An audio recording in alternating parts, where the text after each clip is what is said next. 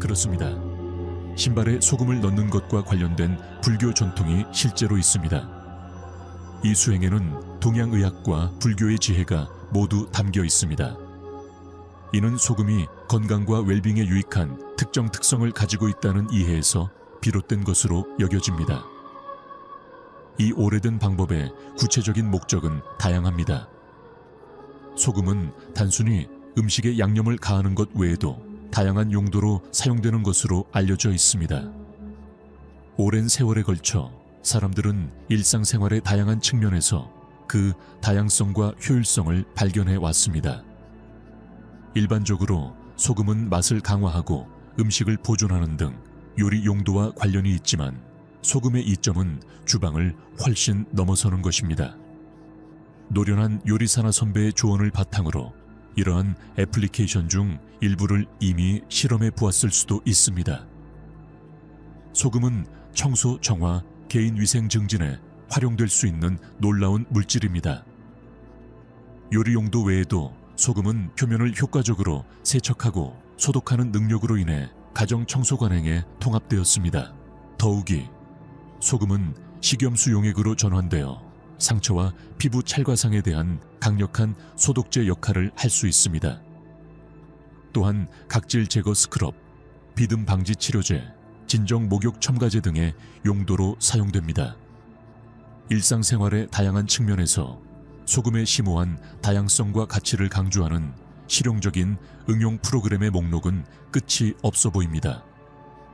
실제로 소금은 강력한 동맹자이며 최근 연구에 따르면 소금은 고혈압의 주범이 아닌 것으로 나타났습니다. 그 유용성은 음식에 양념을 하는 것 이상으로 확장됩니다.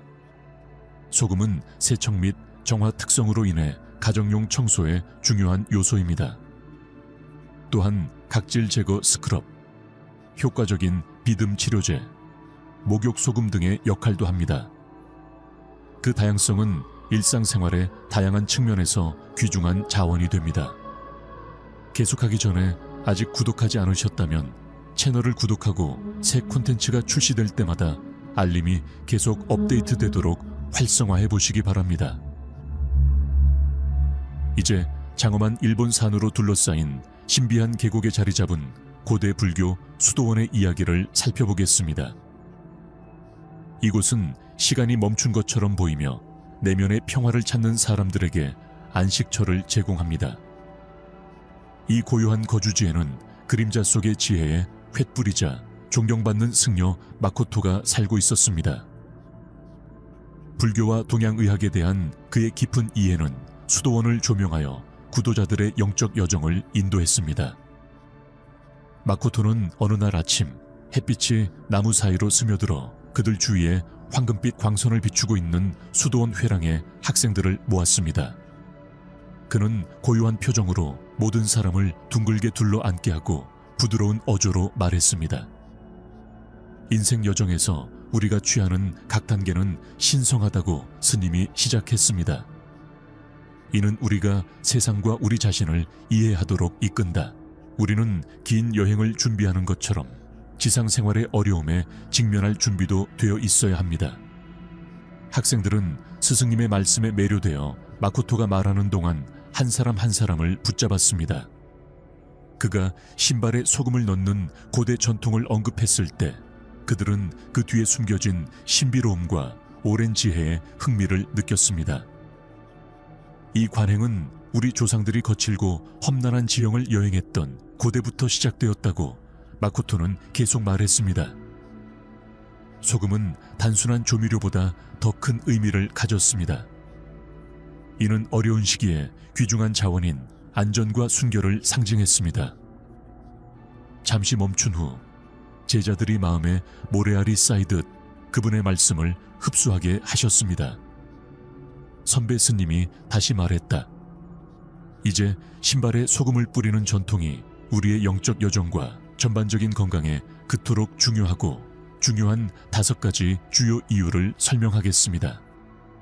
마코토는 세심한 제자들에게 계속해서 이야기하면서 신발에 소금을 뿌리는 관습 뒤에 숨은 상징성을 더 깊이 파고들었습니다. 첫째, 그는 반복했다. 소금이 어떻게 수분을 흡수할 수 있는지 생각해 보세요. 이는 부처님께서 인류의 고통을 흡수하신 것을 반영합니다. 소금은 음식을 보존하고 정화하는 것처럼 우리의 영적 여정에서 가볍고 민첩한 발걸음을 유지할 수 있는 기회도 제공합니다. 불교의 가르침에서 수분은 흔히 우리 세상의 고난과 슬픔의 무게를 나타낸다고 마코토는 설명했습니다. 우리가 지고 있는 불안과 부담은 내면의 평화와 깨달음으로 가는 길에 장애물로 작용할 수 있습니다. 폭우가 내리는 동안 신발에 물이 채워져 진행 속도가 느려지는 느낌을 상상해 보세요. 마찬가지로 우리도 걱정의 무게로 인해 짓눌릴 수 있습니다. 신발에 소금을 넣음으로써 우리는 상징적으로 이러한 부담을 덜어준다고 마코토는 설명했습니다. 이는 역경에 직면하여 불안을 떨쳐버리고 긍정적인 사고방식을 기르려는 우리의 의지를 의미합니다. 우리가 내면의 평온함과 통찰력을 추구하기 시작할 때 소금은 이러한 불안을 흡수하여 우리가 문제의 무게에 얽매이지 않고 영적인 길을 따라 가볍고 자유롭게 걸을 수 있도록 해줍니다. 이 개념에 대한 이해를 깊게 하기 위해 마코토는 제자들에게 이야기를 들려주었습니다. 그는 바다에 나갔다가 맹렬한 폭풍에 휩싸인 나이든 어부의 이야기를 들려주었습니다. 어부는 부서지는 파도에 압도당하는 배를 구하기 위해 필사적으로 노력하면서 여러 세대에 걸쳐 전해 내려오는 기술을 기억했습니다. 마코토의 설명에 따르면 그는 소금 한 봉지를 집어서 보트 갑판에 뿌렸습니다. 폭풍이 거세지자 소금은 배에 범람할 위험이 있는 물을 흡수하여 배를 안정시키고 부서지는 것을 방지했습니다. 이 이야기는 수분을 퇴치하기 위해 소금을 사용하는 것에 실용적인 지혜를 보여준다고 마코토는 설명했습니다. 소금이 어부의 배를 파멸로부터 구한 것처럼 우리를 압도하는 짐을 흡수함으로써 우리가 인생의 폭풍우를 헤쳐나가는 데 도움이 될 수 있습니다. 마코토는 계속해서 제자들에게 지혜를 전하면서 신발에 소금을 넣는 두 번째 이유를 자세히 설명했습니다. 소금에는 고유한 정화 특성이 있다고 그는 설명했습니다. 그것은 불순물을 흡수하고 우리의 길을 정화하며 부정적인 에너지와 영적인 장애물을 제거하는 힘을 가지고 있습니다. 신발에 소금을 넣어 외부 세계의 유혹과 환상으로부터 우리의 마음과 영혼을 보호하는 장벽을 만듭니다. 이 개념을 더 자세히 설명하기 위해 마코토는 악의적인 세력이 만연한 강을 만난 여행자의 이야기를 들려주었습니다. 불길한 존재에도 불구하고 여행자는 신발에 넣은 소금 덕분에 위험한 물을 다치지 않고 항해할 수 있었습니다. 이 소금은 위험한 강을 건너는 동안 그의 정신과 영혼을 위험으로부터 보호하는 보호장벽 역할을 했습니다. 마코토는 이 이야기가 소금에 변화시키는 힘을 예시한다고 말했습니다. 소금이 여행자의 길을 정화하고 그를 위험으로부터 보호해주는 것과 마찬가지로 우리의 영적 여정을 정화하고 앞에 놓여있는 도전에 맞서 우리를 강화시켜 줄 수 있다고 마코토는 말했습니다. 이 개념에 대해 좀 더 자세히 설명하겠습니다. 세 번째 이유는 삶의 어려움 속에서도 우리의 균형을 유지하는 데 있어서 소금의 역할과 관련이 있습니다. 우리의 삶을 마치 우리를 둘러싸고 있는 험준한 지형을 헤쳐나가는 것과 같은 여행으로 상상해 보십시오. 우뚝 솟은 산이 풍경에 안정감과 힘을 제공하는 것처럼 우리도 우리 자신 안에서 비슷한 안정감을 추구합니다. 우리의 신발에 소금을 첨가하는 것은 우리 자신을 지구 표면에 단단히 고정시켜 삶의 폭풍과 격변에도 불구하고 굳건히 머물 수 있도록 보장하는 상징적인 몸짓입니다.